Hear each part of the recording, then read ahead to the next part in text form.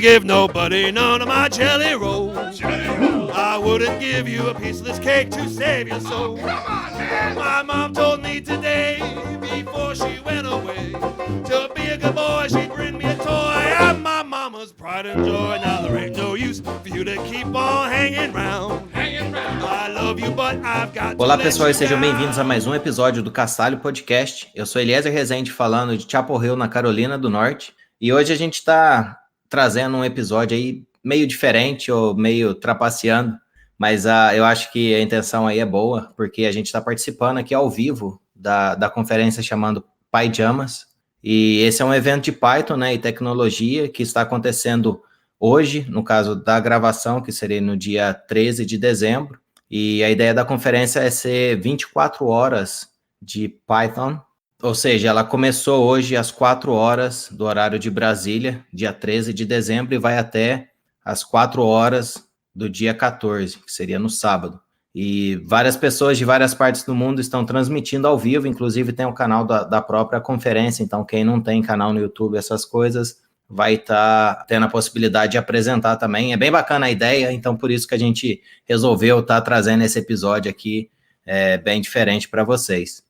E a vantagem disso tudo é que todas as palestras, a ideia é que seja em português e que seja ao vivo. E se você está acompanhando aí pelo áudio, né, a conferência provavelmente já acabou, porque o áudio vai sair mais para frente um pouco, mas não se preocupe, como é tudo transmitido ao vivo pelo YouTube, a gente vai ter aí todas as gravações das palestras e tal, então a gente vai deixar no nosso show notes todos os links certinho. E para deixar o bate-papo, né, ainda mais interessante, hoje temos aqui um convidado para ajudar a falar sobre engenharia de qualidade com Python, né? A nossa ideia aqui da apresentação para o Pyjamas é estar fazendo um bate-papo a respeito de engenharia de qualidade e como que o Python tem relação com isso e como que isso poderia ajudar. E o nosso convidado dispensa apresentações, né? Ele já esteve por aqui em vários episódios. Aliás, o Castalho só existe por conta dele. Ele criou e manteve o Castalho Podcast por vários anos. E hoje tenho a honra, né, de continuar com esse projeto que eu acho muito interessante e espero poder estar mantendo aí por mais e mais anos. Então, seja bem-vindo ao Castalho Podcast, Og Maciel, mais uma vez, e sempre bem-vindo. Valeu, sou de casa, vou abrir a geladeira e vou lá pegar minha cerveja daqui a pouco, mas obrigado por estar aqui, obrigado pelo pessoal do Pyjamas por estar organizando esse evento sensacional, achei a ideia assim, mirabolante, muito boa. Muito obrigado também. Só não estou usando pijama, né? Mas eu tô aqui no Pyjamas. E obrigado ao pessoal que está presenciando aí. Eu estou vendo um monte de amigo aparecendo ali no chat. Então, vamos lá. Tô animado para esse episódio. Bom, a ideia aqui vai ser basicamente um bate-papo entre eu e o Og, do pessoal que está nos acompanhando aqui ao vivo pelo YouTube. A gente tem alguns tópicos aqui, a gente vai começar a falar sobre eles. Eu vou tentar trazer um pouquinho da visão mais mão na massa, né? Questão do dia a dia ali, como é que exerce a profissão, e aí a gente vai tirar vantagem do Og para trazer um pouco da visão de gerenciamento e inclusive da visão de diretor de um departamento de engenharia de qualidade. O Og vai estar mais tarde aqui na conferência, né, apresentando uma outra palestra falando como é que ele chegou até a questão de ser um diretor aqui do departamento de qualidade na Red Hat. Então, bora lá, vamos começar o nosso bate-papo aqui, que tem bastante coisa, e a gente vai pegando aqui as perguntas. Bom, para começar, já vou chegar a mandar essa para o Og. O que é engenharia de qualidade, na sua opinião, Og? Olha, alguém me fez essa pergunta esses dias, eu acho que eu estou bem preparado, e não foi porque nós praticamos não, tá? Porque realmente não tem uma prática aqui. Eu e o Lécio estavam trabalhando até agorinha, e chegamos agora, sei lá, tem meia hora mais ou menos. Mas eu acho que hoje em dia, primeiro, o que as pessoas pensam? Muitas pessoas pensam que engenharia de qualidade é o processo de você verificar, assegurar que o produto seja software, que seja um carro, sei lá, uma cafeteira, que está funcionando, que está dentro dos padrões das expectativas, da funcionalidade que é anunciado do produto, da máquina, ou o que for. Mais ou menos seria a ideia. Mas, na minha opinião, engenharia de qualidade vai muito além disso, por causa que uma pessoa que trabalha nesse campo, nós somos como se fosse um hub. É um hub onde que você tem que atrair os desenvolvedores, o gerente do produto, o gerente do programa em si por trás do produto, o pessoal que mexe com documentação, que mexe com segurança, de suporte. Então, engenharia de qualidade seria a habilidade de conseguir trazer todas essas pessoas e mostrar para elas que a qualidade é a responsabilidade de muitas pessoas, de todos, é a responsabilidade de todos. Então, é um cargo muito importante, na minha opinião, e que te dá essa oportunidade de exercer uma influência grande em vários campos. Tá? Então, é mais ou menos isso daí, a minha definição simples, talvez, e rápida e rasteira aqui. Bom, eu assino embaixo, é uma definição muito boa e realmente o engenheiro de qualidade acaba que participa aí nessas, ou interage, né, com essas diferentes equipes e tudo mais por conta da questão de garantir a qualidade. E isso, quanto mais cedo você fizer, melhor é, porque qualquer problema, por exemplo, de especificação, você já consegue estar pegando, consegue pedir uma especificação melhor, alguma possível, sei lá, se alguém fez um mock de uma interface, pode usar a experiência que tem para poder falar, normalmente a forma que se usa um aplicativo onde você tem que enviar um formulário, você precisa, por exemplo, suportar, apertar o Enter e o formulário enviar e essas coisas todas. Então, mesmo antes de implementar esse formulário, já dá para trazer ali algumas dicas e alguns feedbacks para poder estar ajudando. E, na verdade, além da parte tecnológica, né, você precisa ter um pouquinho aí de jogo de cintura no sentido de estar batendo papo com as pessoas, porque a comunicação é essencial. A gente vai estar falando um pouquinho aí de quais seriam as dicas, né, para poder, não só de tecnologia, mas também de como se comportar. A gente já convida aí o pessoal, se já tiver alguma dúvida aí, alguma pergunta, já vai mandando. Mas o próximo tópico que a gente gostaria de falar aqui seria certificações para ser um engenheiro de qualidade, ou certificações para poder ser uma pessoa que testa, ou então que garante a qualidade de um produto. Og, o que você tem a dizer aí a respeito de certificações?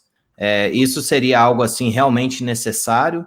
A gente sabe que, pelo menos eu conheço uma única empresa, né, ou um único órgão que tem uma certificação a respeito de teste. Eu posso até falar um pouquinho mais a respeito depois, mas o que você acha? É realmente necessária a questão de certificação? Porque eu vejo muito lugar que o pessoal às vezes considera tendo uma certificação numa determinada tecnologia e sabendo que pode existir alguma certificação para teste, se isso realmente é necessário. Boa pergunta. Eu acho o seguinte, que a certificação, às vezes, pode abrir a porta para as pessoas que talvez não tenham tanta experiência. Então, é para dizer assim, eu sou iniciante, mas eu tenho certificado, então eu posso, pelo menos durante... conseguir convencer a pessoa a me dar a oportunidade de fazer uma entrevista para mostrar o que eu sei e o que eu não sei, esse tipo de coisa. Então, eu acho que o certificado ajuda neste caso. Mas, hoje em dia, eu acredito que o teu trabalho, ainda mais para nós que temos a oportunidade de trabalhar em companhias open source, que o certificado é o nosso GitHub. O certificado é o trabalho que está disponível aí no mundo open source. É que mostra o que você realmente sabe e não sabe fazer. Então, eu não acredito que o certificado vai te garantir uma oferta de trabalho, mas vai, para a pessoa que é iniciante, vai pelo menos abrir a porta para deixar que as pessoas conversem. Então, essa é uma parte da minha opinião. Isso não quer dizer que eu não acho que vale a pena você tentar pegar um certificado. Uma dessas organizações, entidades que você vai mencionar é o ISTQB, não é isso? Que eu não vou lembrar agora o que significa a sigla, mas é uma das entidades, é uma entidade que nós usamos dentro da Red Hat, é uma entidade que eu sei que tem outras pessoas também que usam ela para treinar as pessoas a aprenderem um pouquinho mais sobre o que é qualidade, ainda mais na área de software, que é usado para isso. Então, eu acredito que quem não entende o que é qualidade de software, ou engenharia de qualidade, ou como é que você mede qualidade, todo esse tópico, eu acho que vale a pena, sim, fazer um curso desses, pegar um certificado desses, porque na minha experiência, depois que você cobre todas as áreas que aparecem em um curso, um certificado desses, te faz, assim, realmente ver as coisas de uma forma diferente. Tira você desse estereótipo de que qualidade é a responsabilidade somente da equipe que testa o produto no final, né, no final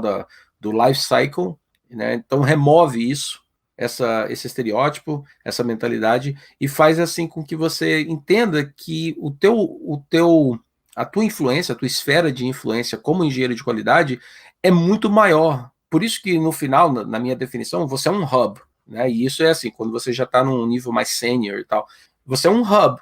Essa é a sua esfera de influência. Então o curso, acho que abre os olhos das pessoas e mostra para vocês todas essas possibilidades que existem e que talvez não sejam tão óbvias se você está começando num ponto de vista que é bem no estereótipo, uma coisa bem básica, o que é qualidade, quem é que é responsável e qual é o papel que uma pessoa que trabalha como engenheiro de qualidade ou um QA, né, o QA, que a pessoa faz. Eu tô com uma colinha aqui e o ISTQB significa International Software Testing Qualifications Board, que seria essa entidade. E eu vou trazer um pouquinho do lado aqui prático, né? Eu acabei fazendo o curso e, consequentemente, pegando a primeira certificação nisso, que seria o Foundation Level, que seria, assim, a base, né? E eu acho que é muito válido porque a gente tem muitos termos relacionados a teste, ainda mais tipos de teste. Teste de sistema, teste de integração, teste de função e tudo mais. Então, a vantagem desse nível, né, na minha opinião, é que todo mundo na equipe, né, que teve a oportunidade de estar fazendo o teste, acaba que fica com uma linguagem comum.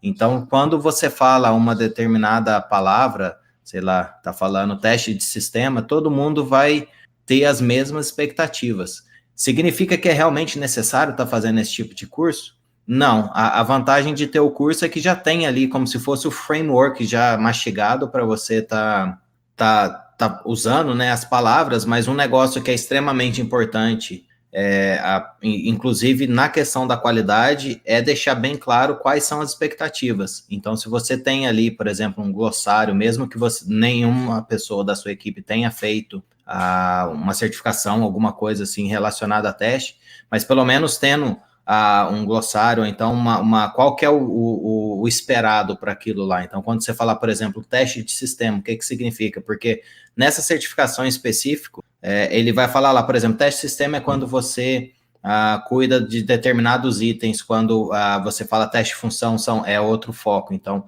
uma vez que você define isso é bem importante, não só para a equipe de teste, mas também para todo mundo que espera o que é a qualidade, porque qualidade, por definição, na minha concepção, é algo assim abstrato. O meu nível de qualidade, para mim, um negócio vai ser bom ou bom o suficiente, diferente para outra pessoa.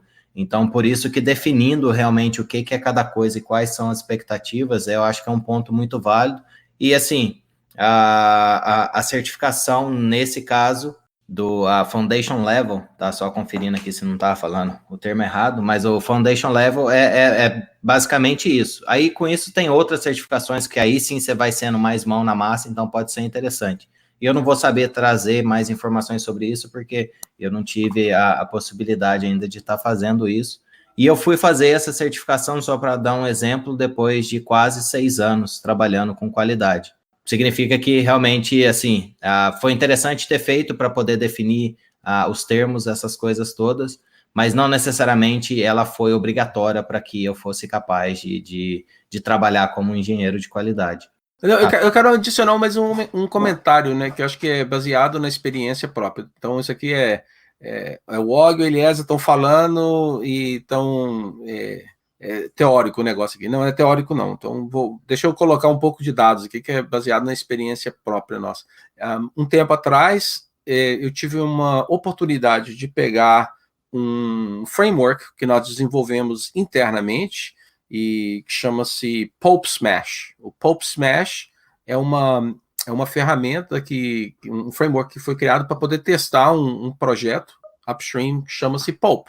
E chegamos a um acordo em comum que nós queríamos, então, não só fazer com que ele fosse mais open source do que ele já era, porque ele já era um open source, mas também que ele pudesse ser mais fácil de ser usado e consumido, principalmente não pelos engenheiros de qualidade, mas pelos desenvolvedores do próprio Pulp, que até, por sinal, temos, acho que pelo menos um deles está aqui no chat, aqui, que é o Fabrício, ele está aqui, desenvolvedor do Pulp.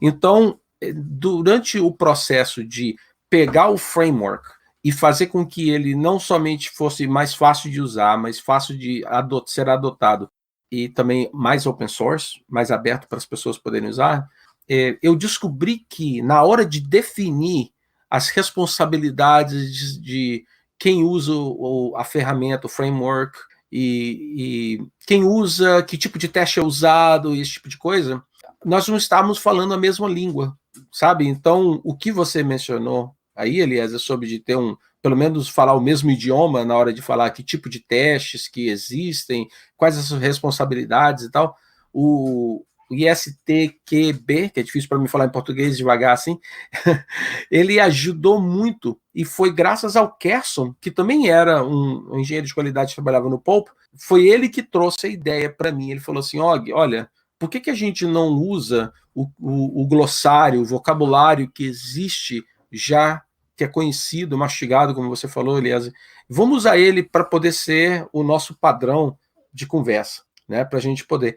E eu confesso que uma vez que nós fizemos isso, realmente deu para poder ajustar a conversa, sabe? Começamos realmente a falar a mesma língua, conseguimos nos entender dentro da nossa companhia, dentro da Red Hat, desenvolvedores e engenheiros de qualidade começaram a se entender melhor e realmente ajudou bastante.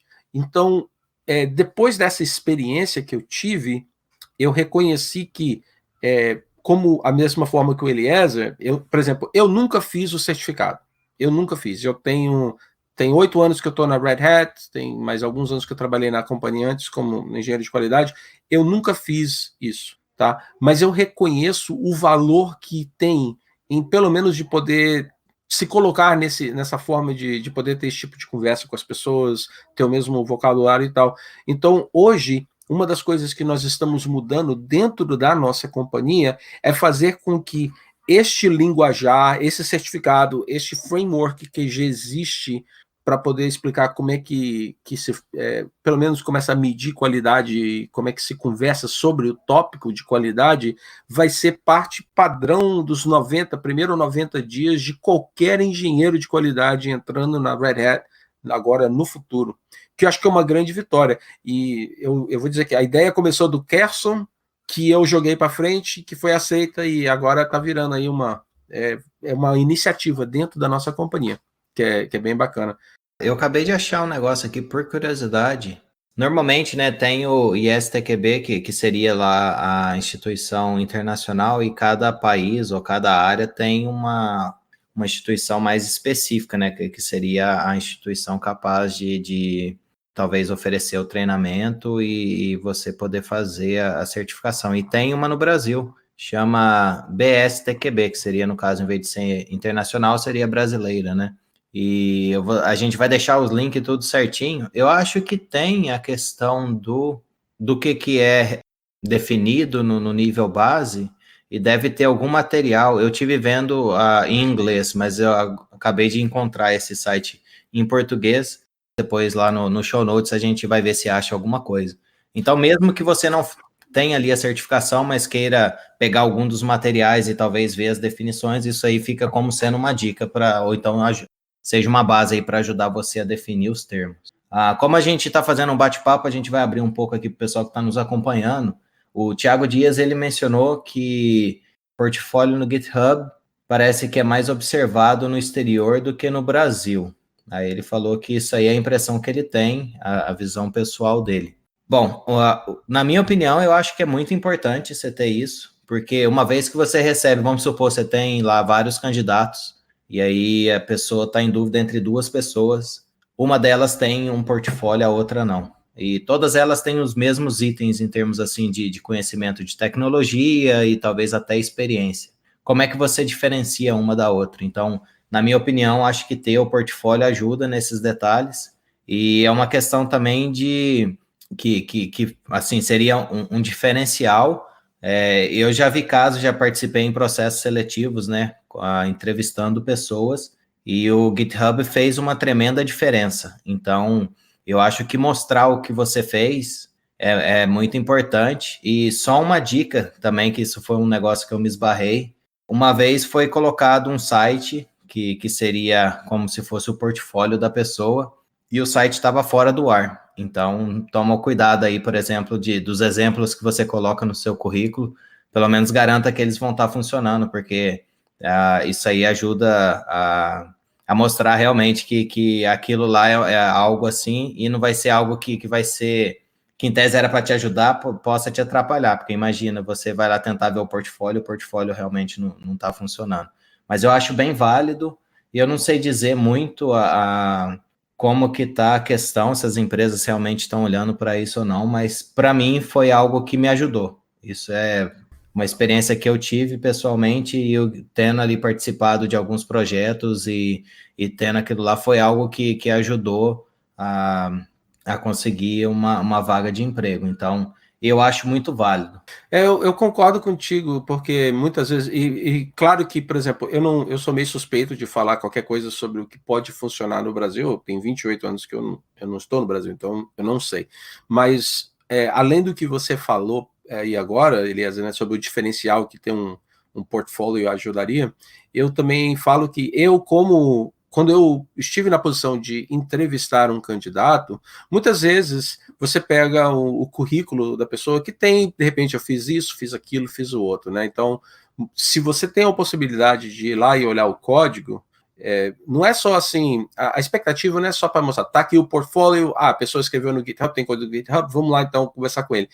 Dar uma olhada no código da pessoa, ver como que ela escreveu, ainda mais se o cargo é relacionado à engenharia de qualidade. Eu acho que se você vai olhar um projetinho que a pessoa tem lá no GitHub e o projeto não tem testes, nem que seja teste unitário, eu acho que já está contando contra a pessoa, né? Já falou assim, caramba, você não... Qualidade começa de você também, né?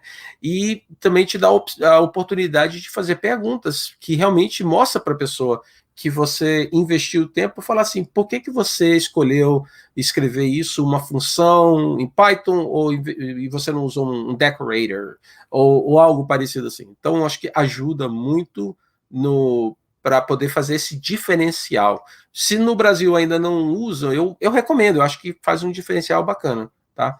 E eu estou olhando aqui, eu sei que a gente vai chegar em todas as perguntas, mas eu estou adorando as perguntas que apareceram. Muito boas perguntas mesmo.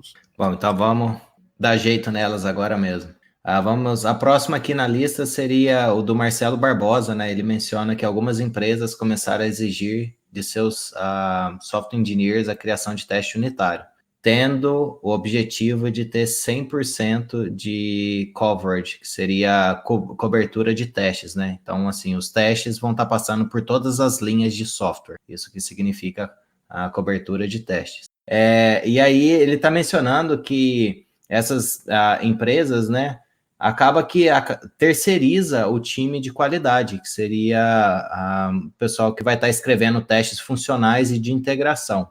E aí a pergunta seria, como garantir a qualidade nestes cenários? Quer começar, Og? Beleza, posso pegar. Eu acho o seguinte, como eu falei no começo, qualidade não é responsabilidade da equipe de engenharia de qualidade. Eu sei que a palavra qualidade está no título. Não é responsabilidade somente de nós. Responsabilidade é de todo mundo. Então, se existe esse cenário onde que os testes funcionais foram terceirizados para uma equipe que não está ali fazendo parte do processo, eu espero que a pessoa que tomou essa decisão também colocou alguém, ou alguém que vai poder ajudar a preencher a lacuna que fica, né, a separação, uma equipe aqui, uma outra equipe lá. Tem que ter alguém que vai preencher a lacuna para poder explicar o significado das coisas, né? Porque você não vai fazer um teste funcional sem pelo menos ter acesso ao produto, ter acesso à documentação, ter acesso aos desenvolvedores. Tem que ter alguém para fazer todo esse jogo de cintura para poder ajudar a melhorar a qualidade. Mas ter somente os testes funcionais não necessariamente melhora a qualidade do produto. A qualidade do produto começa se você pensar num timeline, vai ser assim, no dia que alguém falou assim, vamos adicionar esse recurso, a qualidade começa naquele ponto, não é no final, não é quando o teste foi escrito. E eu tenho certeza que eu não vou nem falar sobre isso, que acho que você vai falar sobre a cobertura aí, o código, a cobertura de código, mas 100% de coverage não quer dizer 100% produto sem problemas. Não quer dizer isso. E é claro que eu não estou sugerindo, o Marcelo, que ele está sugerindo isso, né? Mas é uma coisa assim que é uma dessas coisas que eu nem sei falar em português a palavra, mas é um fallacy, que a pessoa pensa que 100% do produto deve estar muito bom, vamos lá, vamos distribuir. Não é por aí, não.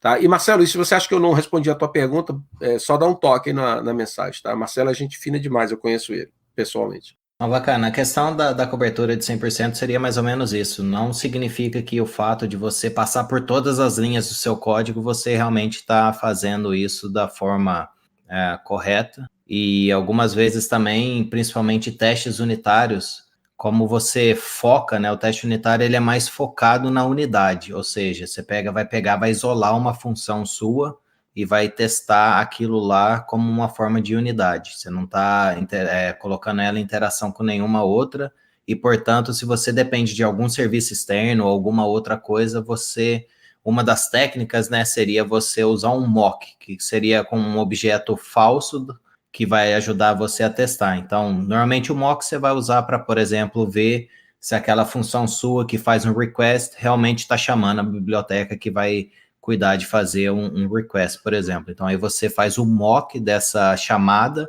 e, pelo menos em Python, né, a biblioteca permite que você verifique quantas vezes essa função que você fez o mock foi chamada e quais eram os argumentos que ela recebeu. Então, com isso, você consegue verificar.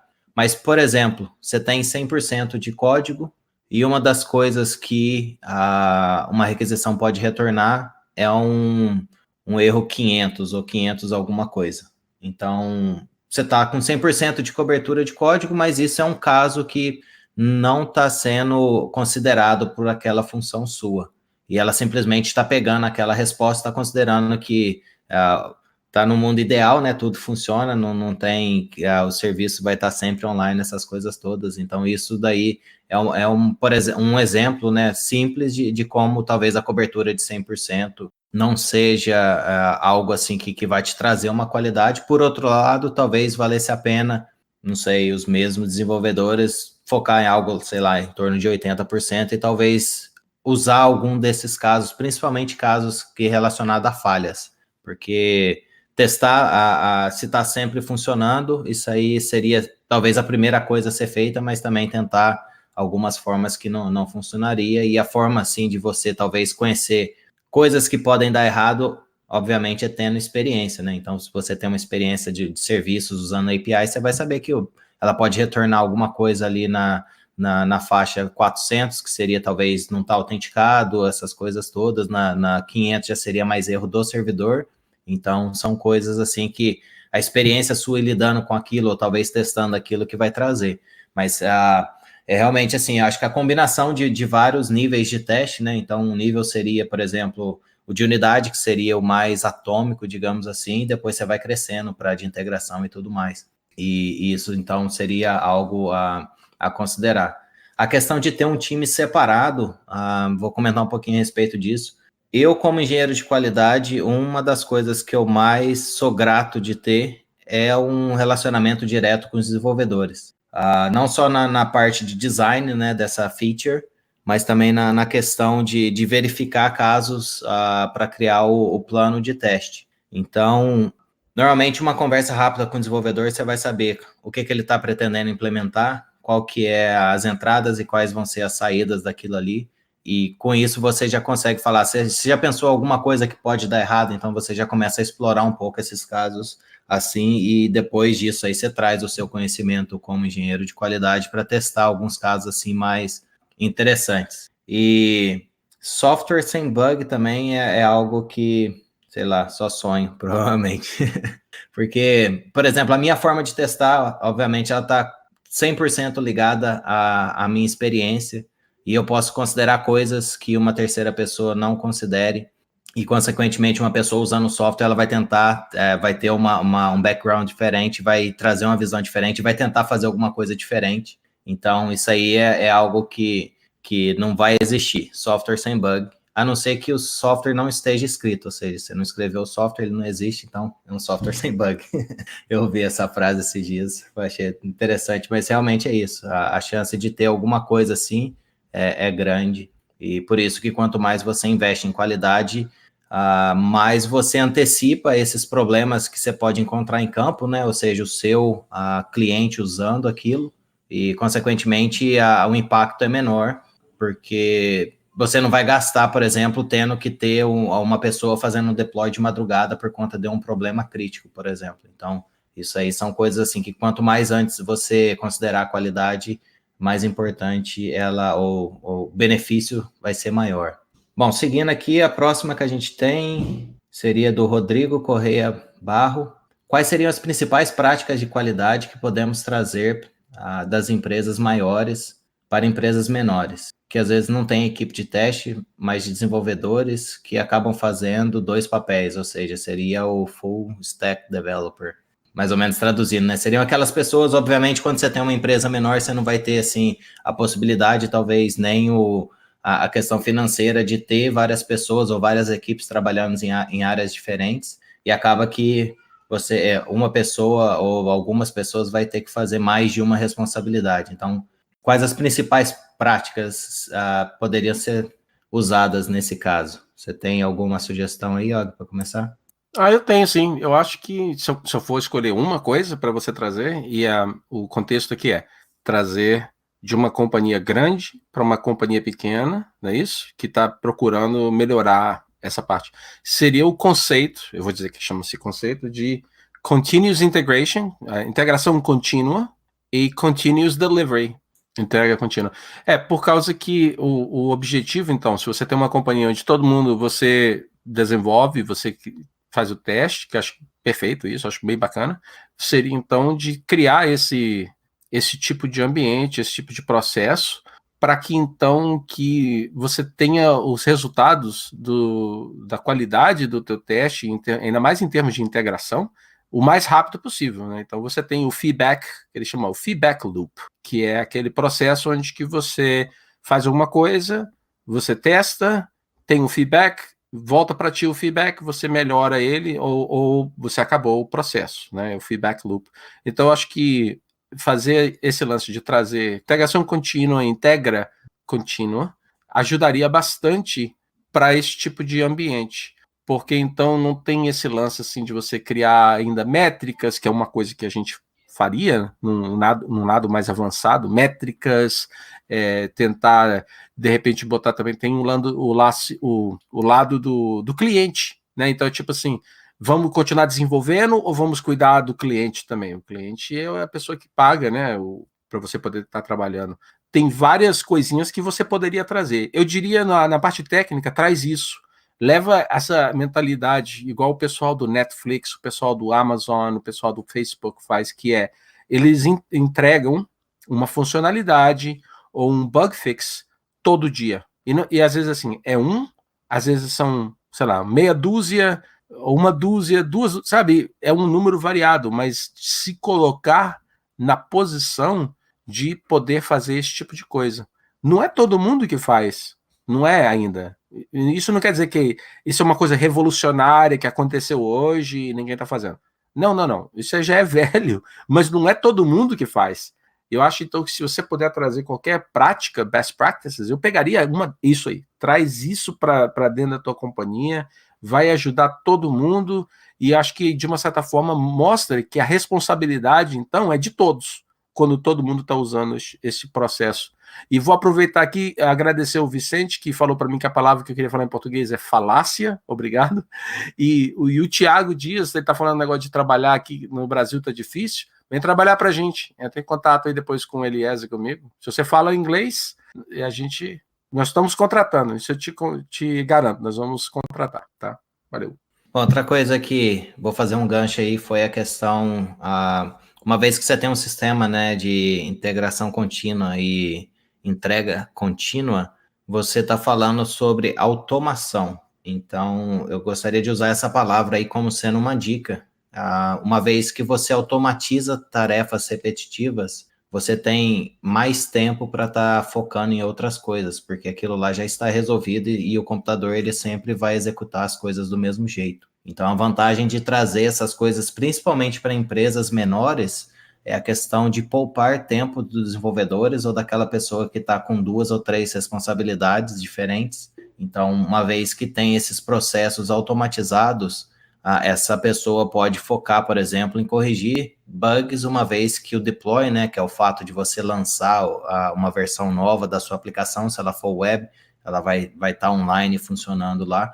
Se isso aí tiver automatizado, então essa pessoa pode focar em estar entregando lá correções mais de uma vez por dia. Então, isso daí é bem bacana. E como a gente está falando sobre Python, é uma das linguagens que tem bastante ferramenta para te ajudar com isso. Uma delas é o Ansible, principalmente se você precisa criar máquinas, essas coisas todas. Então, isso é uma outra dica, assim, você usar alguma ferramenta que te ajude a provisionar máquinas, é bem útil. Então, eu vou recomendar o Ansible porque é uma que eu tenho mais contato, mas tem outras que poderiam ajudar, por exemplo, Puppet, Chef, ou mesmo um bash script que seja, ou um script em Python que seja, mas se você usar alguma coisa assim, como o Ansible, que tem vários módulos para lidar, por exemplo, com Amazon Web Services, Google Cloud Engine, essas coisas todas, acaba que ajuda, porque já está testado isso, são várias pessoas usando, então na hora que você falar lá no seu playbook, né, que seria como se fosse uma receita, você fala assim, cria uma máquina em algum desses serviços. Então, você já sabe que vai estar funcionando e dali para frente você fala, instala esse pacote, instala aquele pacote, puxa a minha aplicação desse repositório Git e dá um start em determinados serviços, pronto, está feito o deploy. Então, com isso você consegue até fazer o deploy numa máquina de teste, seria, sei lá, um staging area, ou então talvez uma área de integração contínua, né? Você roda os testes contra aquela aplicação, se passou, aí você promove. Então, aí você está trazendo essa questão de estar fazendo a integração contínua. Você pode definir coisas também para estar fazendo um merge. Então, assim, a automação eu acho que seria uma dica muito boa de se trazer. Demora para poder ter isso no lugar na primeira vez que você faz. Mas uma vez que você tem isso, você ganha muito mais tempo. Então, porque acaba que você vai estar fazendo isso várias e várias vezes, mas você deve pensar, vai demorar, sei lá, uma semana para eu ter algo. Mas você pensa que é uma semana só que você vai investir, ao invés de ter pelo menos um dia na semana, toda semana a partir dali. Então, sei lá, 5 semanas, você já tem de volta o retorno de investimento, está zerado, e dali para frente é só lucro. Então, é bem interessante. E antes do Ansible tinha o Fabric, que eu usava justamente para fazer esse tipo de coisa também, escrito em Python. Por algum tempo eu usei ele. Bem lembrado, faz tempo que eu não uso o Fabric. Continuando aqui com as nossas perguntas, né? Nós temos o Code Show, ou então Bruno Rocha. Vocês acham que um dia iremos parar de codificar testes e começar a declarar testes de forma declarativa, por exemplo, como se fosse um playbook, né? Então acabou que essa pergunta aqui caiu mais ou menos no contexto. Eu não tinha visto que tinha mencionado a palavra playbook, mas seria de uma forma assim. No playbook você coloca, cria uma máquina no EC2 com esses parâmetros. Então, é uma forma declarativa de fazer, em vez de você estar indo lá e programar, você escrever um código. E a continuação da pergunta é se ter essa forma declarativa diminuiria a barreira de entrada. Bom, eu estou passando toda hora para o Og aqui e vou fazer isso de novo, porque eu sei que uma vez ele tentou abordar dessa forma, uma das bibliotecas de teste, então ele tem mais experiência do que eu para poder estar falando nisso. Tá, então confirma para mim, o Code Show é o Bruno Rocha? Isso. Então tá, perfeito, porque eu ia falar do Bruno agora, então eu vou responder que eu acho que se você puder criar um framework que permita a pessoa, igual você tem o BDD, não é isso? Então tem o Lettuce, o Cucumber, né? Acho que tem o Robot Framework do Google. Se você conseguir chegar no nível onde você pode criar um framework que você pode escrever usando palavras comuns, assim, vamos dizer, no português ou no inglês, para descrever o teu teste, se é isso que você está querendo dizer aqui, de forma declarativa, né? Eu acho que seria assim, é o Holy Grail, tá? É o Holy Grail de você facilitar, quebrar tudo quanto é barreira, porque você vai conversar, por exemplo, com o gerente do produto, talvez ele não vá saber escrever código, vai ter tempo para ir lá aprender a mexer com o seu framework, para aprender como é que se escreve isso em Rust, como é que se escreve isso em Python e por aí vai.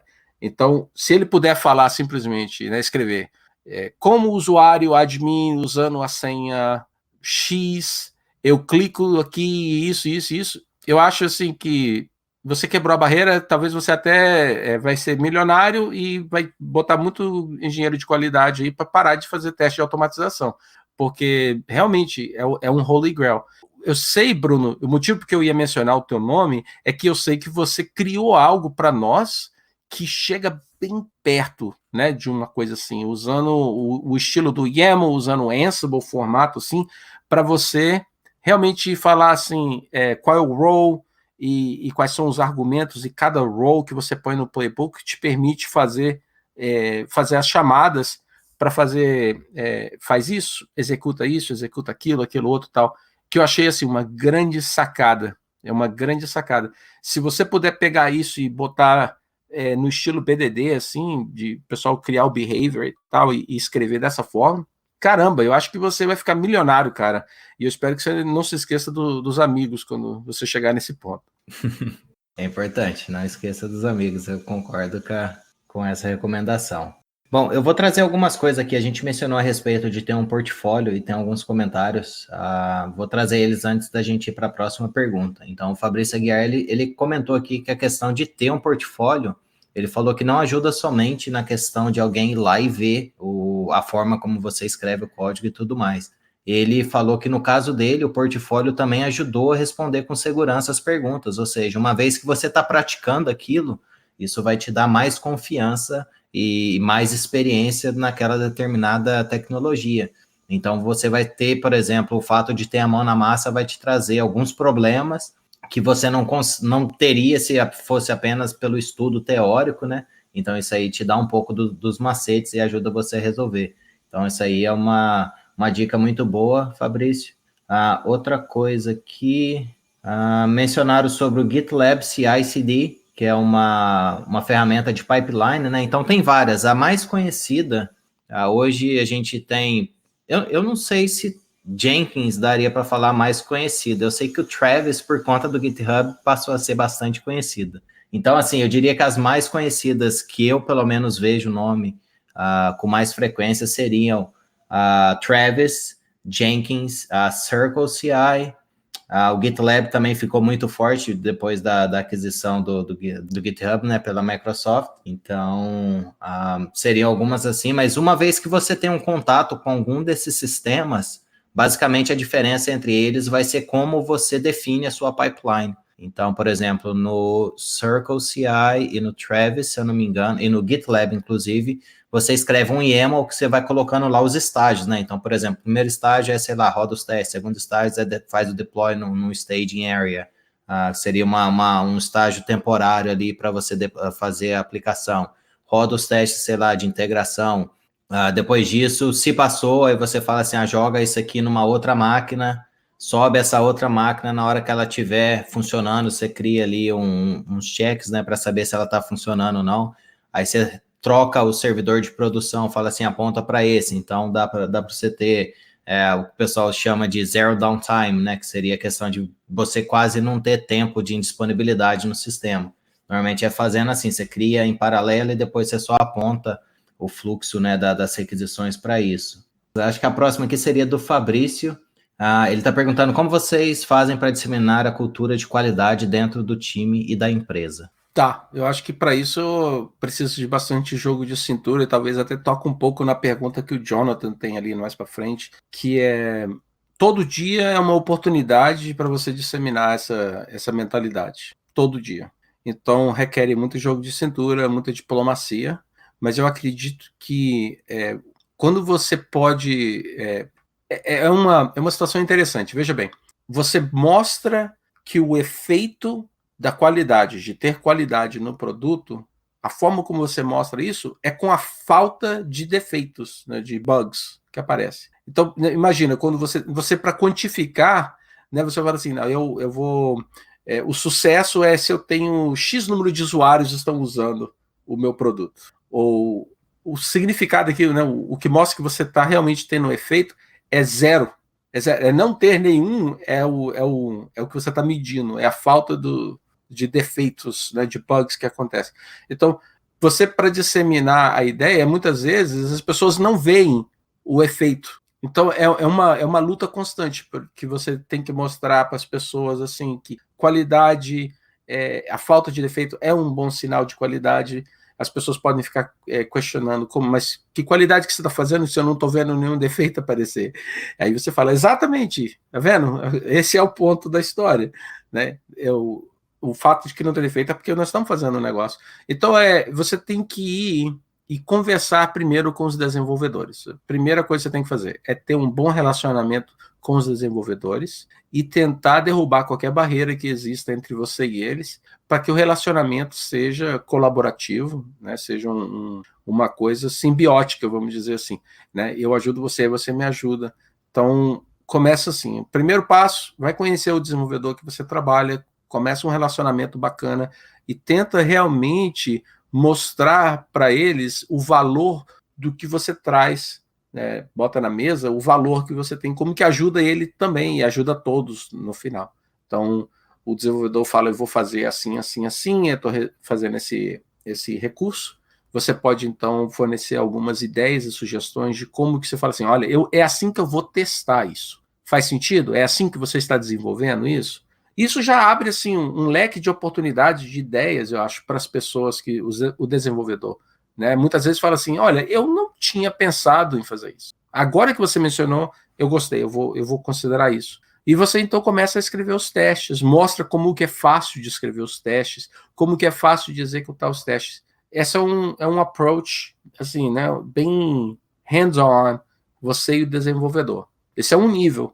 Eu acho que o que chega mais para tocar um pouco na pergunta do Jonathan lá é fazer o mesmo tipo de coisa, mas outras áreas funcionais. Por exemplo, ninguém pensa, talvez não seja óbvio, que é importante de ter um mesmo tipo de relacionamento com o pessoal responsável pela documentação do produto, né? Então, imagina só, você fala assim, para que eu vou ajudar o pessoal da documentação?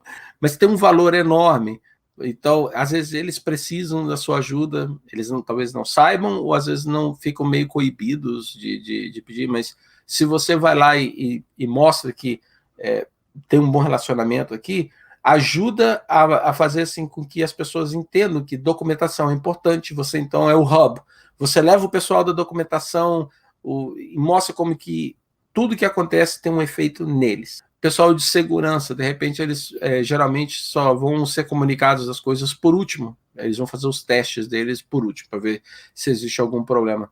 Você então vai lá e fecha essa lacuna aí, o gap que existe, vai lá e traz o pessoal e comunica com eles, e o pessoal que está planejando, os gerentes, né, as pessoas que estão lá vendendo o produto e fazendo as promessas de que o produto vai fazer isso, aquilo outro. Então, precisa de jogo de cintura, precisa de ter, assim, eu acho que uma diplomacia enorme e paciência, e precisa, então, mostrar para as pessoas os valores. E muitas vezes o valor da qualidade não é uma coisa muito óbvia para as pessoas. Então, é importante você descobrir o que é que vai realmente afetar, dependendo de quem que você estiver conversando, o que você pode trazer para essa pessoa, para ela poder ver o valor. Para algumas pessoas são dados, para outras pessoas não são dados. Já é mais assim, ajuda a entender o que é que o cliente realmente quer, sabe? Então, você tem que descobrir, dependendo do grupo que você quer tentar influenciar, o que é que elas se importam. Tem gente que se importa com dados, tem gente que se importa com dinheiro, tem gente que se importa com funcionalidade, tem gente que se importa somente com o cliente, a satisfação do cliente. Você precisa saber, então, Fabrício, na minha opinião, qual é a moeda que vai encaixar direitinho para as pessoas aqui? Qual é a moeda que tem mais valor para as pessoas? Bom, eu vou dar continuação aqui na pergunta do Jonathan de uma forma mais prática, né? Ele está perguntando aqui, na opinião nossa, quais seriam as principais habilidades que o integrante de um time de qualidade precisa ter e qual seria, assim, a trilha para se tornar um engenheiro de qualidade o mais completo possível.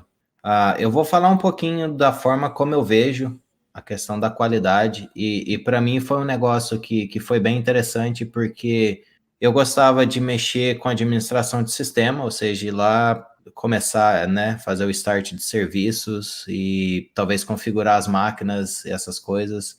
E eu sempre gostava de automatizar as coisas no sentido assim, se eu escrevesse qualquer código, o que eu pudesse fazer para, até uma brincadeira que eu faço é ficar sentado tomando café enquanto o computador roda as coisas para mim, então eu fazia isso. E aí acabou que casou as duas coisas. Então, eu acho que não necessariamente você precisa adotar as duas vertentes, mais assim na questão de infraestrutura, ou seja, que uma das coisas que o engenheiro de qualidade pode fazer é cuidar da infraestrutura. Como é que a gente vai subir as máquinas ou como é que a gente vai subir o sistema para que ele seja testado?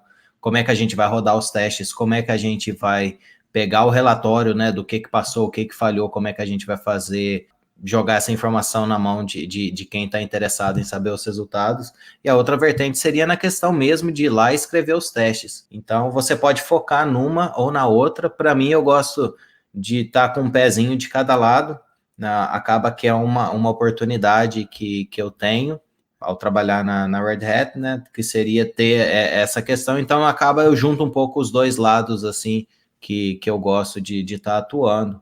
Então, eu acho assim que o principal, na minha opinião, seria uma palavra que eu já mencionei, que seria automação. Então, se você conseguir automatizar o máximo de coisa possível, seja, por exemplo, uma forma de você começar com isso. Você usa Linux, você trabalha no terminal. Aposto que você vai ter, sei lá, 1 ou 2 comandos que vira e mexe, você não lembra como é que faz e você fica procurando lá no seu histórico. Uma forma de automatizar isso seria criar um alias, por exemplo. Então, ele já passa lá todos os parâmetros das coisas. Então, isso aí, na verdade, é uma forma, assim, entre aspas, banal de automatização, mas é um negócio que vai facilitar a sua vida, porque é muito mais fácil você ir lá olhar no seu arquivo de alias, o que está definido, e rodar aquilo, do que, por exemplo, ter um histórico de comandos, sei lá, de 10 mil comandos, sei lá quanto que é o padrão que o history, né, o comando te entrega, mas isso aí é uma forma, assim, de facilitar, ou seja, você tem mais tempo, né, livre para estar fazendo outras coisas. Então, uma forma de definir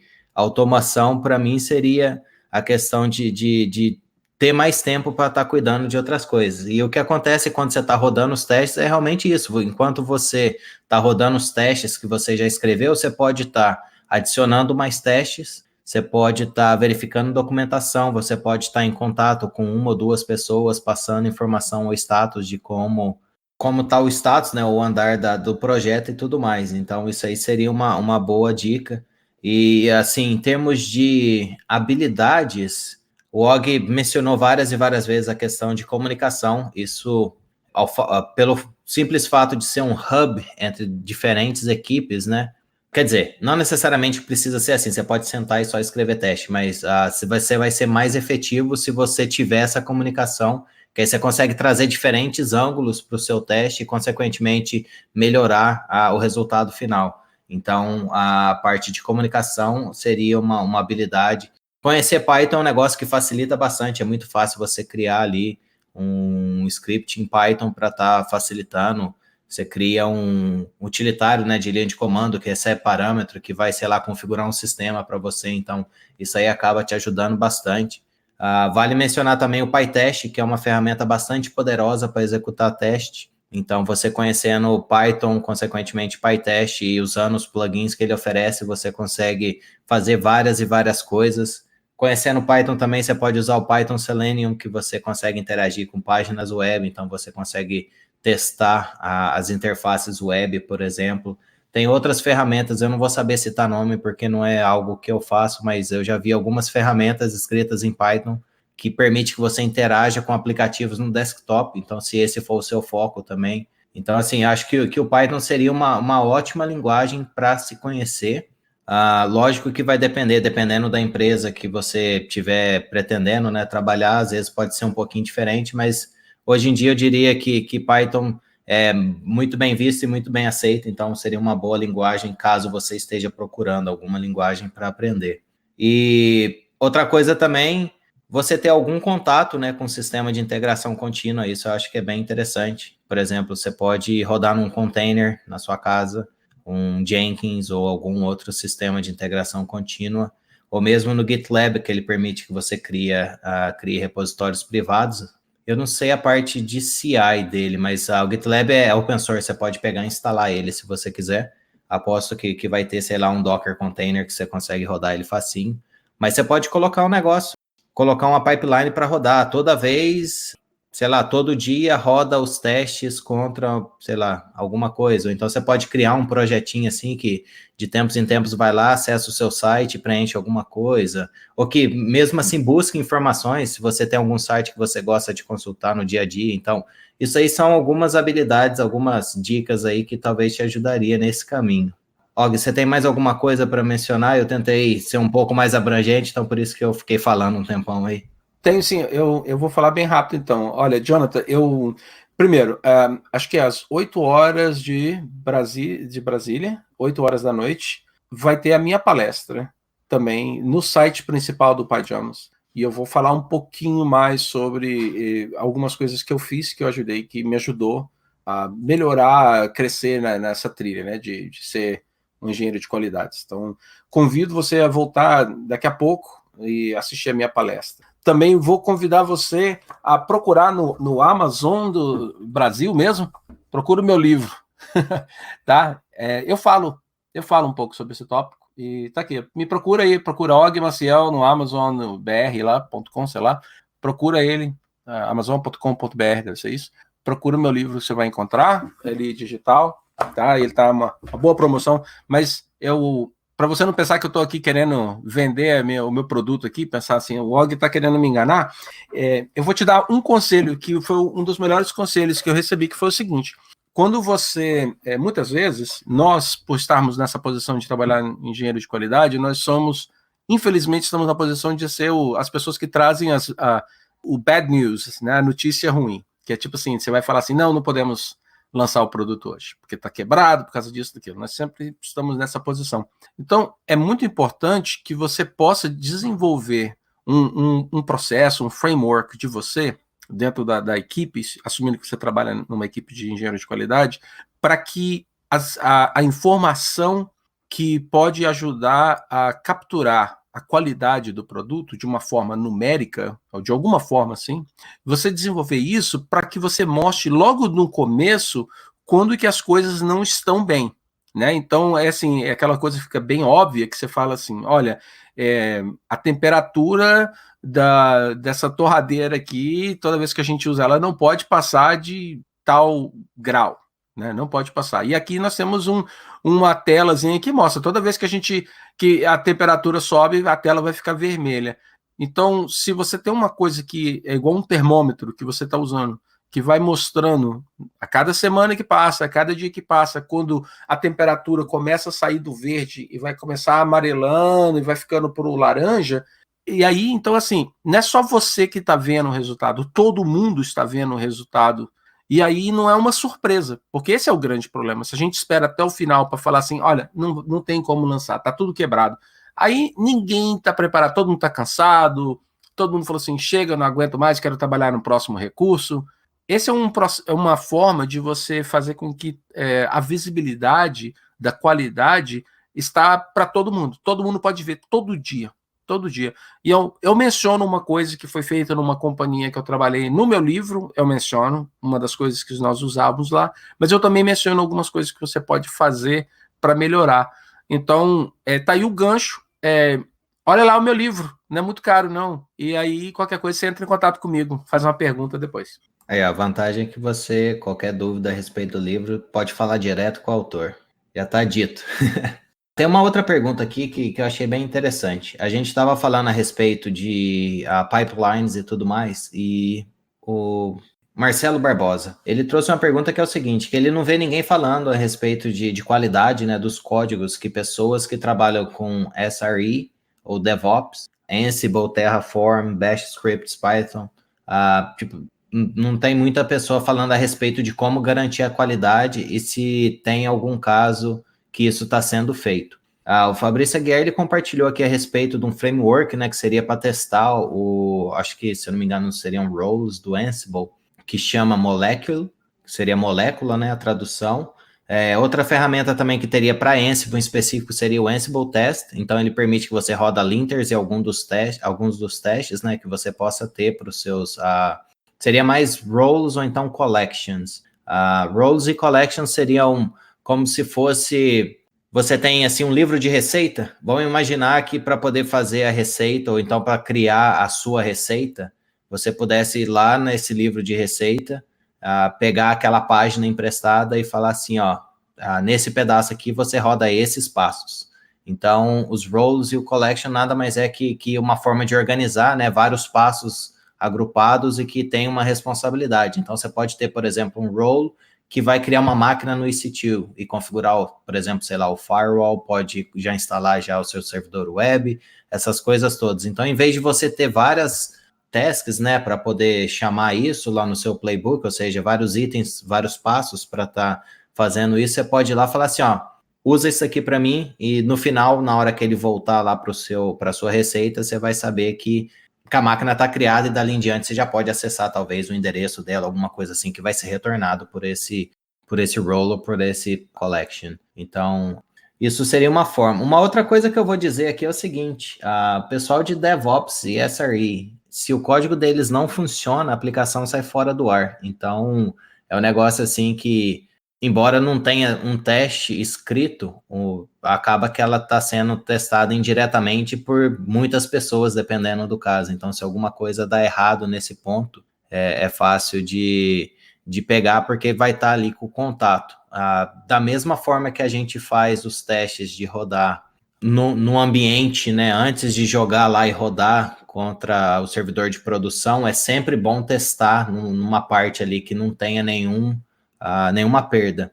Então, por exemplo, se você vai fazer principalmente modificação em banco de dados, é extremamente importante que você teste isso antes e verifique que está funcionando. Então, uma outra forma que pode ser feito se você tem um pipeline que vai fazer o deploy da sua aplicação em produção, usa as mesmas coisas para fazer, por exemplo, no staging area, ou então no servidor seu de teste. Porque dessa forma você já garante que aquele mecanismo está sendo exercitado. A única diferença vai ser que em vez de colocar, sei lá, interno da empresa, você vai colocar ela pública para todo mundo estar acessando, se for uma aplicação web, por exemplo.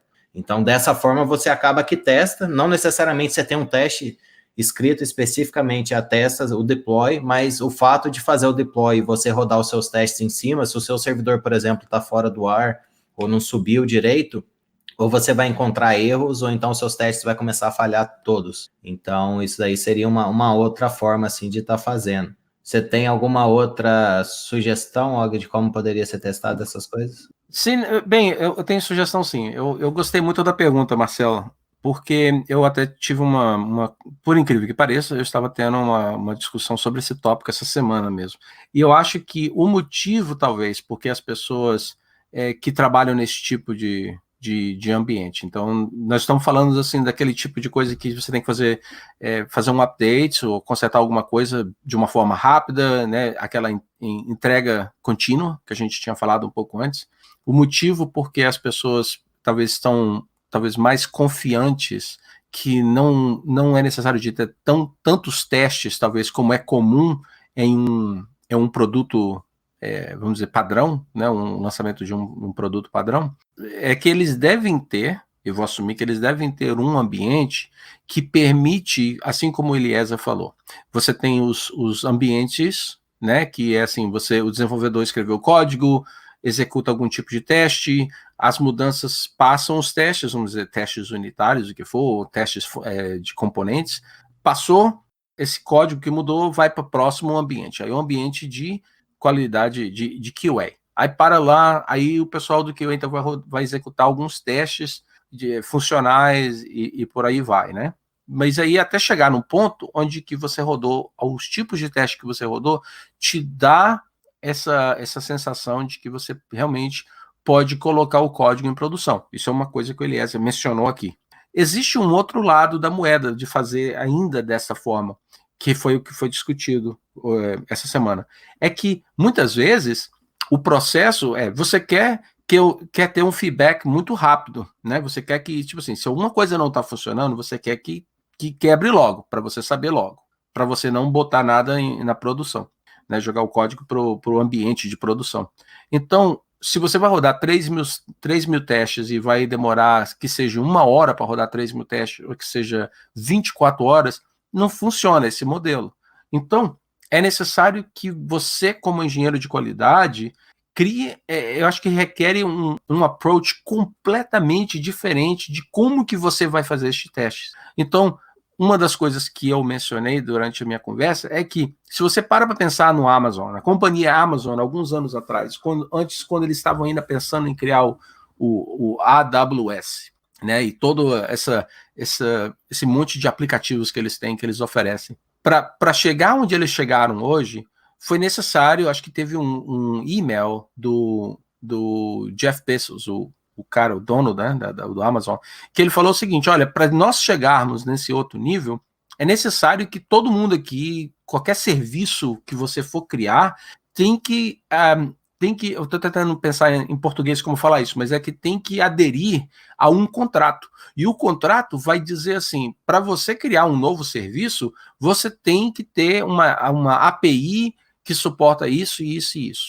Tem que ser sempre, padronizar esse tipo de coisa. Então, se você pode ter uma garantia que qualquer serviço, qualquer modificação que você fizer não vai sair de dentro deste padrão, aí você pode então falar assim: não vou rodar tantos testes, vamos dizer, para todos esses ambientes, eu vou simplesmente checar que esse contrato entre os aplicativos, na hora da integração, que eles estão funcionando. Teste de API é rápido pra caramba, você pode ainda botar ele em paralelo. Então, eu acho que ajuda a responder essa parte. Por que talvez as pessoas não estão visando tanto, talvez, testes assim nessa área de SRE, que você falou, App Server e tudo mais. Mas eu vou dizer outra coisa, a última coisa que eu vou dizer é que, para que este modelo funcione, é muito importante que você tenha um mecanismo que permita você fazer o rollback. Ou seja, se de alguma coisa você fez um lançamento e quebrou algo na produção, você tem que ter uma forma de desfazer ele. É muito importante fazer isso. Então, muitas companhias usam aquele processo AB testing, que eu vou lançar isso, mas não é todo mundo que vai ter acesso, então não é todo o servidor que vai ser afetado, vão ser somente uma fatia, vai ser uma fatia dos usuários que vão ver esse novo recurso, e monitoramento. E aí, se as coisas estão funcionando bem, aí você expande para outras pessoas, porque quando quebra, você volta tudo, né? Então, eu acho que é isso, é que talvez, quando você chega num nível onde que você tem uma dependência forte e uma confiança forte nos tipos de testes que você tem, e você tem a habilidade de reverter qualquer coisa que quebre, te permite, talvez, o luxo de fazer isso. Porque a grande verdade é que nós, hoje, usuários de qualquer coisa online, nós queremos as mudanças hoje, agora. Não é isso? A gente não quer esperar 6 meses para ter a nova versão, para ter o nosso bug consertado. A gente quer agora. A gente quer um rolling release o tempo todo. Então, eu acho que essa é a minha opinião, Marcelo, sobre por que as pessoas talvez pensam dessa forma, e a minha opinião de como que deve ser abordada, para que a gente não deixe também de perder a qualidade. Eu acho que com isso a gente cobriu aí vários pontos da mesma coisa e imagino que tenha ficado completo. Eu não estou vendo mais nenhuma outra pergunta aqui. Como a gente ainda tem alguns minutos, eu vou querer incluir uma das coisas que a gente estava pretendendo falar. A gente acabou que optou por seguir as perguntas, que foram excelentes perguntas. Obrigado a todos, né, que enviaram aí essas perguntas, foi bem bacana. E gostaria de comentar algumas outras coisas, né? O Og fez o plug dele aí com relação ao livro. O livro estava na lista aqui também, mas tem algumas outras coisas que você pode estar conferindo, né? Seria sugestões aí de livros. Mas antes de livros, eu vou começar com alguns episódios aqui do Castalho, né? Vou fazer uma autopropaganda para o Castalho aí, que seria o seguinte: A gente comentou sobre engenharia de qualidade no episódio 117. Então, esse episódio a gente abordou um pouco, tem mais informação sobre o assunto. A gente falou no episódio 138 com a Ana Paula Gomes. O assunto foi especificamente qualidade de software, então são algumas ferramentas, né, que pode te ajudar enquanto está desenvolvendo algum software. E quando você está escrevendo testes automatizados, se você está criando ali o seu framework de teste, nada mais é do que um software que testa outro software. Então, é bem importante ter isso. Com relação à parte de colaboração, é uma coisa que você faz, né, quando está desenvolvendo qualquer software. Então, no episódio 141, a gente falou com o Jorge Guimarães a respeito de code review, né, que seria a revisão de código. Isso daí também é uma forma que a gente mencionou de ter o relacionamento ali com os developers. Talvez é uma forma, se eles escrevem, por exemplo, a aplicação em Python, que é a mesma linguagem que você está usando para testar, consequentemente, você pode estar dando esse feedback e algumas vezes você consegue até ver as mudanças que estão sendo feitas e refletir elas no seu código. Então, assim, são mais oportunidades de relacionamento e colaboração, e isso é bem, bem bacana. Para saber um pouquinho mais como funciona engenharia de qualidade no time de OpenStack aqui da Red Hat, no episódio 85 a gente entrevistou o Arx Cruz, então ele trouxe um pouquinho da experiência dele lá, o episódio foi há um tempo atrás, mas dá para ter uma ideia de como que seria a engenharia de qualidade na equipe dele.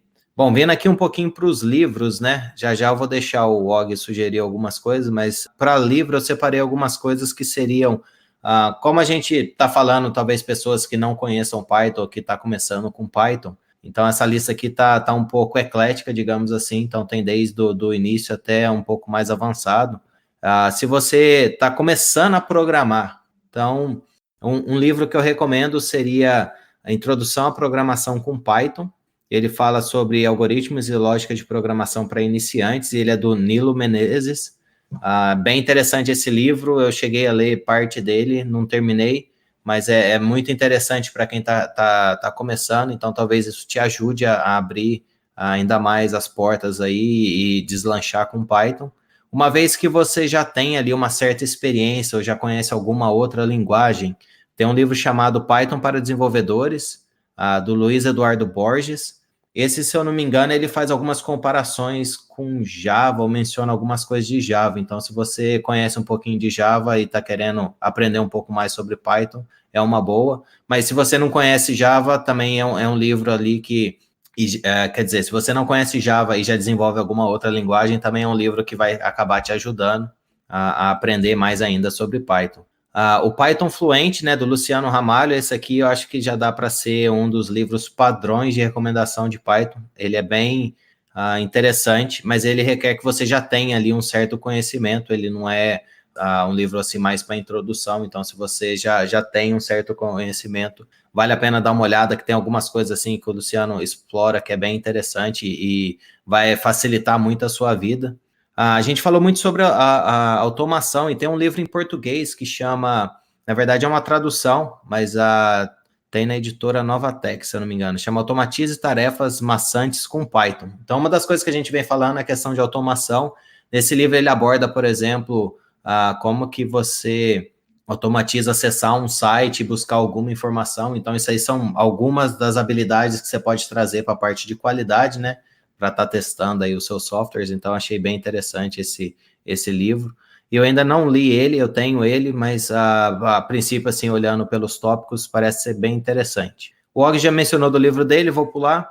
A gente falou sobre PyTest, eu acho que isso aí é muito importante, muito poderoso na questão de teste, seja se você foca mais no desenvolvimento da aplicação, ou se você está testando, você pode usar o PyTest para ser o runner, né, aquele que vai rodar os seus testes.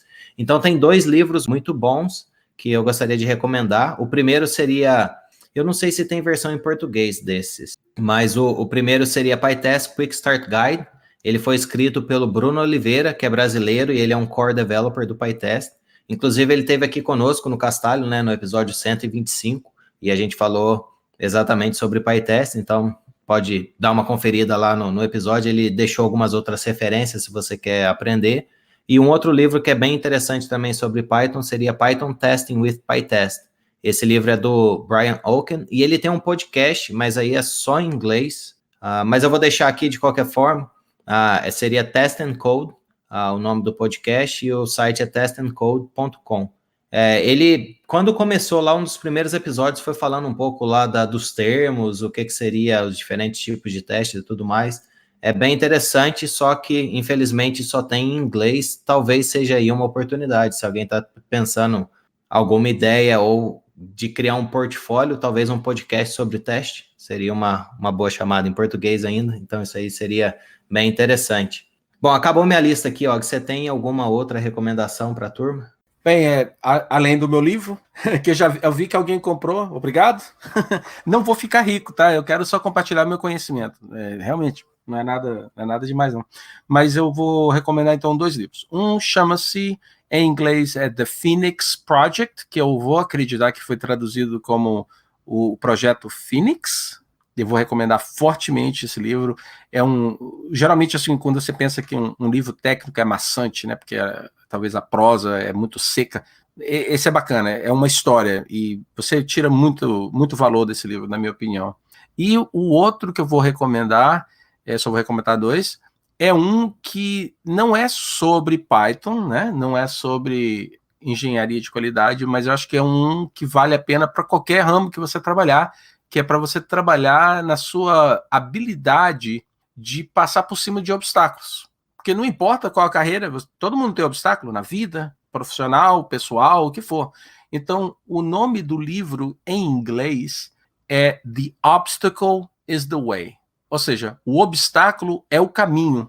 E é muito bacana porque ele faz o seguinte: muitas vezes, quando a gente tem um obstáculo, aparece algum obstáculo na nossa frente, eu acho que a natureza humana, o nosso hábito é de querer contornar. Ou a gente tem medo e vai para trás, ou a gente fala assim, eu não vou enfrentar isso não, eu vou contornar. E muitas vezes, se você pode contornar, legal. Se você pode evitar, bacana. Mas e quando aquelas situações onde você não tem opção? Você tem que passar por cima. Então, a mensagem é que o obstáculo, então, se transforma no caminho para você chegar onde você quer chegar. E eu acho que é uma coisa assim fantástica, uma forma de pensar fantástica. E foi criada, né, a mentalidade eu não vou saber se é assim que se fala em português, de repente o Vicente me ajuda mais uma vez, mas é do estoicismo, talvez seria isso.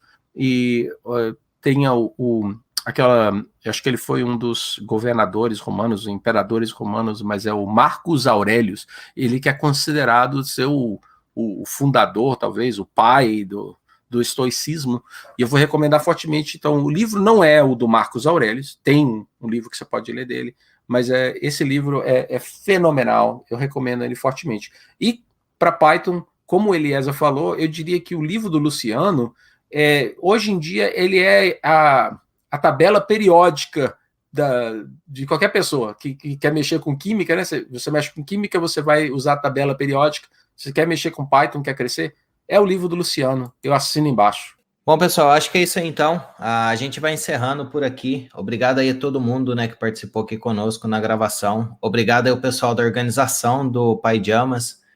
Eu achei bem interessante a iniciativa. Foi muito bacana poder trazer o Castalho Podcast e talvez trapacear um pouquinho e fazer essa gravação aqui durante a apresentação. Obrigado aí a todo mundo, né, que participou aqui ao vivo conosco, porque acabou que vocês fizeram parte também da nossa apresentação e da troca aí de conhecimento com todo mundo. Foi uma experiência muito bacana. Vale lembrar que se você está nos acompanhando aqui ao vivo, a conferência está acontecendo, então acessa lá pyjamas.live. Tem mais palestra acontecendo. A conferência está começando, tem o quê? 1, 2 horas, quase 3 horas de conferência, e são 24 horas. Mais tarde o Og vai estar ao vivo aí novamente, mas vai ser lá no canal do PyJamas. Não percam, acesse o site lá e confira tudo mais e todas as novidades que estão por vir aí, e acompanhe também as outras palestras. Se caso você perdeu alguma coisa ou está ouvindo ou assistindo isso no futuro, foi tudo transmitido pelo YouTube e vai ficar gravado lá. Então acesse o site lá do PyJamas e veja lá os links e tudo mais, que eu tenho certeza que eles vão deixar lá. Valeu, Og, por estar aqui conosco mais uma vez. É sempre bom ter você aqui. Obrigado a todo mundo aqui do chat, obrigado a todo mundo que acompanha o Castalho Podcast, que sempre está compartilhando as coisas que a gente posta e tudo mais, isso aí nos ajuda bastante. Obrigado a todo mundo que assina aqui o canal do Castalho Podcast no YouTube. E se você quer acompanhar as nossas lives, né, seja trapaceando e participando de uma conferência, fazendo uma gravação ou não, ativa o sininho aí no YouTube, que aí ajuda você a saber quando a gente vai estar online. Og, seu tempo agora, deixa aí suas mensagens, propagandas e tudo mais, só para não perder o costume. Tá legal, eu quero agradecer o Bruno Rocha e todo o pessoal que está organizando o Pajamas. Eu não sei o nome de todos, mas eu quero agradecer realmente, eu achei a ideia fantástica, eu espero que vocês tragam de novo o Pajamas muito mais vezes, e obrigado pela oportunidade, realmente, muito obrigado. Segundo, agradecer o pessoal que apareceu, os amigos que apareceram também, é muito bom ver os amigos participando aqui com as perguntas, e eu vou dizer, terceiro, obrigado, Eliezer, pela oportunidade. Eu e Eliezer somos quase vizinhos agora, estamos na mesma cidade, fica mais fácil a gente conversar, mas obrigado pelo convite, foi muito bom estar aqui com você, e é isso. Espero todo mundo daqui a pouquinho ver lá minha próxima palestra, tá? Bom, é isso aí, pessoal. Até a próxima, então. Provavelmente a gente volta só no ano que vem, mas obrigado aí por tudo e por todos que compareceram. Feliz Natal e Feliz Ano Novo para vocês aí. Ano que vem a gente tá firme e forte aí com o Castalho Podcast e depois da chamada do Og também tenho certeza que o Pajamas vai acontecer várias vezes aí também, e eu reforço o pedido, né? Gostei muito da ideia também. Obrigado a todo mundo da organização por ter compilado, né, essa conferência de 24 horas e também pela possibilidade da gente estar participando. Isso foi muito interessante. Então, ano que vem o Castalho volta, provavelmente o Pajamas ano que vem também, então a gente se fala depois. Um abraço para todo mundo e até a próxima. It's really hard to beat. I know you want it, but you can't have it, 'cause I ain't gonna give you none. Come on!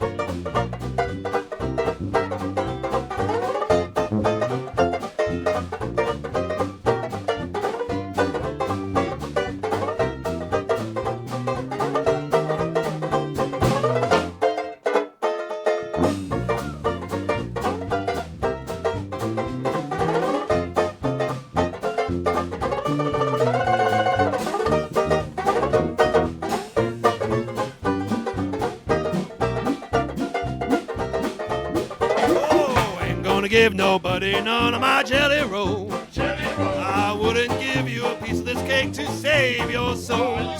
My mom told me today, before she went away, to be a good boy, she'd bring me a toy. I'm my mama's red hot boy. Now there ain't no use for you to keep on hanging round. I love you, but I've got to let you down. Oh, Lord, your jelly roll is fine, but it ain't as good as mine.